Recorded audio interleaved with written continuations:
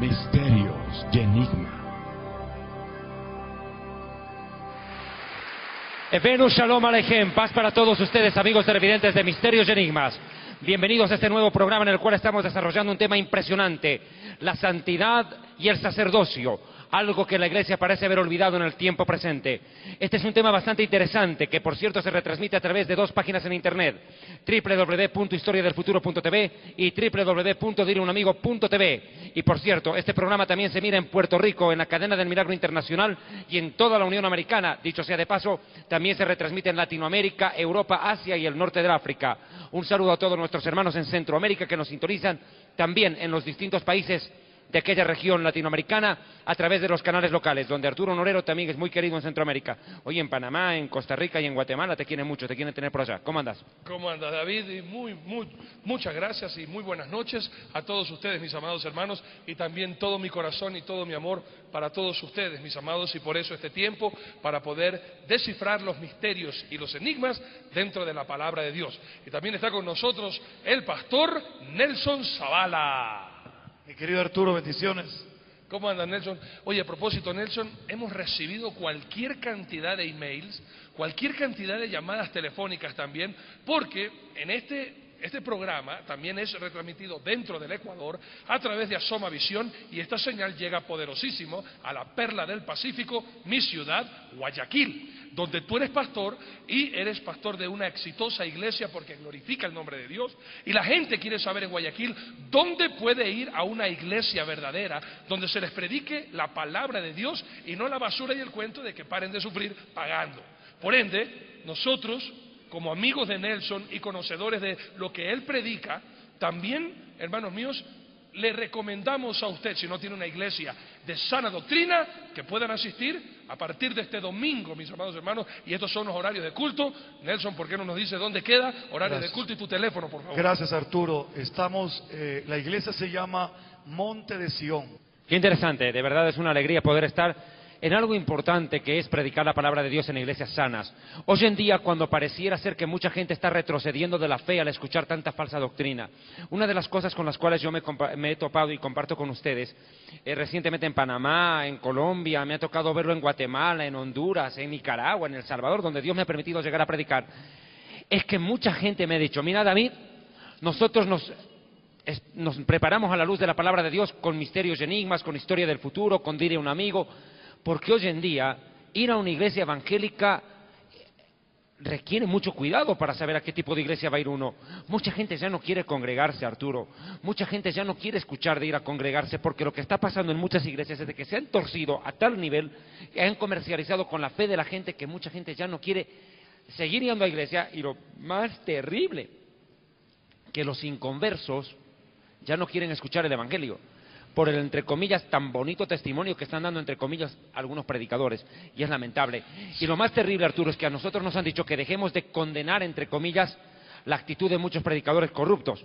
El problema pasa, y dicen, porque nosotros estamos poniendo en evidencia, entre comillas, trapos sucios de la iglesia afuera. Este es un error. Los de afuera ya se han dado cuenta mejor que los que están adentro de lo que está pasando con algunos pastores. Los de afuera ven mejor.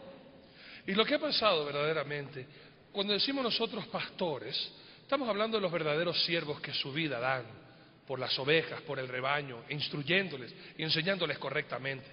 Pero estos no son pastores, David, estos son falsos líderes religiosos, son unos ladrones que estafan a la gente y dejan a la gente. Hermanos míos, tenemos testimonios, David, a ti, Nelson y yo conocemos, hermanos míos, de casos que la gente con tanto amor va y lleva sus alhajas a la iglesia, y después lo ven al falso líder con las alhajas que le dieron para la obra de Dios. Les dan dinero. Pastor o líder, vengo a dejarle a usted. Pastor es un verdadero siervo de Dios. El pastor que recibe dinero enseguida lo pone al servicio de la obra. El falso líder viene y le dice: vea, líder, aquí le vengo a dejar esta ofrenda. ¿Y qué hace este? Este no lo reporta, este se lo roba. Y después se lo ve en Miami o se lo ve en alguna ciudad gastando ese dinero. Por ende, David, y por ende, Nelson, vamos a adentrarnos sobre la ética, la santidad que debe de tener el sacerdote. Recordando esto, que el sacerdote no es solamente alguien. En el Antiguo Testamento eran ciertos escogidos de ciertas tribus, pero en Jesucristo todo creyente ahora es un sacerdote, David. En efecto, este tema es interesante, Nelson, porque habíamos dejado inconclusa la idea acerca del trabajo del sacerdote y habíamos dicho que una de las tareas de un sacerdote es reconciliar al hombre arrepentido con un Dios santo. ¿Intercesor? Es un intercesor. Y yo quisiera, fíjate, que veamos dos casos patéticos. Job.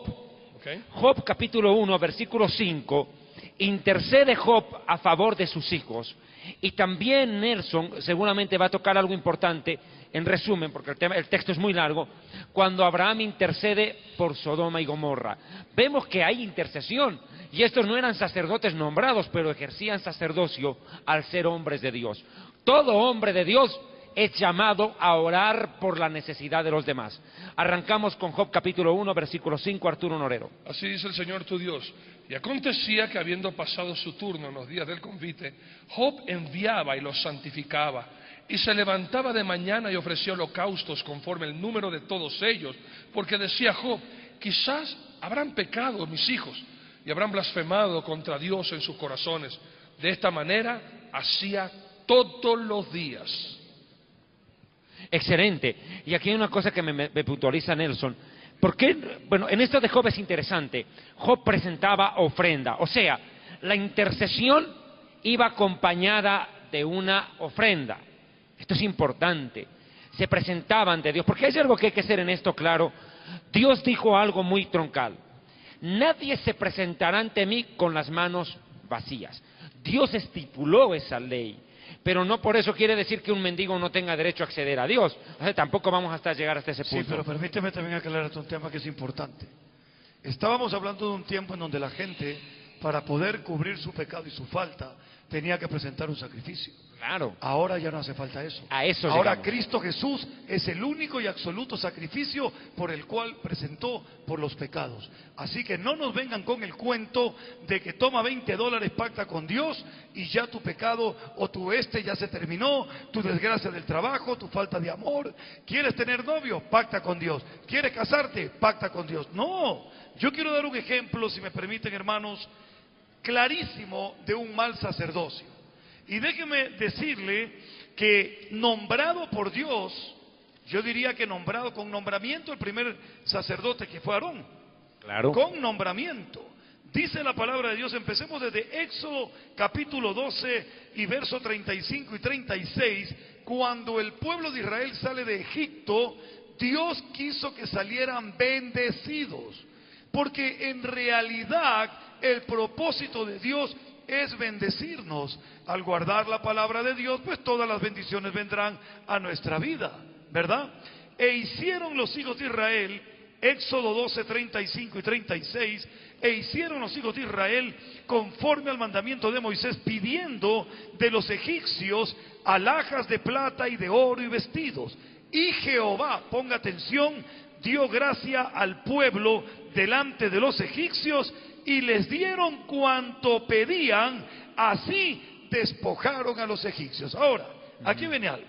Se van con dinero, se van con oro, se van con riqueza, pero cuando un sacerdocio no está bien ejercido, algo puede ocurrir, algo grave. El siervo de Dios, Moisés, profeta del Dios Altísimo, sube al monte del Sinaí mientras Josué lo espera. Y como el pueblo ve que Moisés demora en llegar, empiezan a sentirse mal y empiezan a dudar de qué le habría pasado a Moisés. Éxodo 32. Esta enseñanza es importante. Viendo el pueblo, verso 1, que Moisés tardaba en descender del monte, se acercaron entonces a Aarón. ¿Quién era Aarón? El sacerdote. El pueblo va donde el sacerdote a preguntarle, ¿verdad? Y le dijeron, levántate, escúcheme, haznos dioses que vayan delante de nosotros, porque a este Moisés, el varón que nos sacó de la tierra de Egipto, no sabemos qué le haya acontecido. Mi amigo, al sacerdote no se iba para pedir que se hagan falsos dioses. Al sacerdote se iba para que el sacerdote interceda ante el verdadero y único Dios. Pero nuestro amigo Aarón, en lugar de poner las cosas en su lugar, como debe de ser, se deja sorprender por este pueblo y mire lo que hace. Y dice primero, y Aarón dijo: apartad los zarcillos de oro que están en las orejas de vuestras mujeres, de vuestros hijos y de vuestras hijas, y traédmelos. Oh, mi hermano, lo que habían hallado gracia en los ojos de Dios en los egipcios, ahora estaban a punto de perderlo, porque los dioses falsos te roban el dinero, te lo sacan, y donde hay sacerdotes que lo toleran, entonces ahí viene la corrupción. No quiero alargarlo, y dice que todo el pueblo apartó los zarcillos de oro que tenían en sus orejas y los trajeron a Aarón. Y él los tomó de la mano de ellos y le dio forma con buril e hizo de ello un becerro de fundición. Mi hermano querido, todos esos falsos sacerdotes que le piden a usted que dé en el nombre de Dios, lo que están haciendo con su dinero, usted mismo es un becerro de oro, y por lo tanto usted no está adorando al Dios verdadero. Y luego dice, viendo esto Aarón, cuando vieron el becerro, dijeron: estos son nuestros dioses. ¿Cómo? ¡Qué cosa tan terrible! Y viendo esto Aarón, escuche lo que hace, ahí viene el mal sacerdocio. Viendo esto Aarón, edificó un altar delante del becerro. ¿Sabe por qué? Porque quería más o menos, decimos en Guayaquil, amagar, o sea, como quien dice, arreglar un poco el desastre que había ocasionado, y fabrica un altar y pregonó Aarón y dijo: mañana será fiesta a Jehová. Mire qué abominación. Aquí estaba el becerro y aquí el altar a Jehová. Entonces Aarón dice: bueno, con esto arreglamos las cosas. Un pie en los ídolos y un pie en el Dios verdadero. No, mi hermano, Dios vomita los tibios de la boca. El sacerdocio de Aarón estaba temblando a causa de la excesiva corrupción de un pueblo que no quería buscar al Dios verdadero. Y este sacerdocio, cuando Jehová se entera de que Aarón aceptó, dio la solución: tráiganme el dinero, tráiganme el oro. Ese espíritu está entrando a muchos sacerdotes y pastores diciendo: traigan dinero. Y no es para Dios, mi hermano, es para el becerro de oro. Porque vayan a ver las casas de oro que tienen, los aviones de oro que tienen y todo lo de oro que tienen. ¿Cómo lo vio Dios? Dice el verso 7.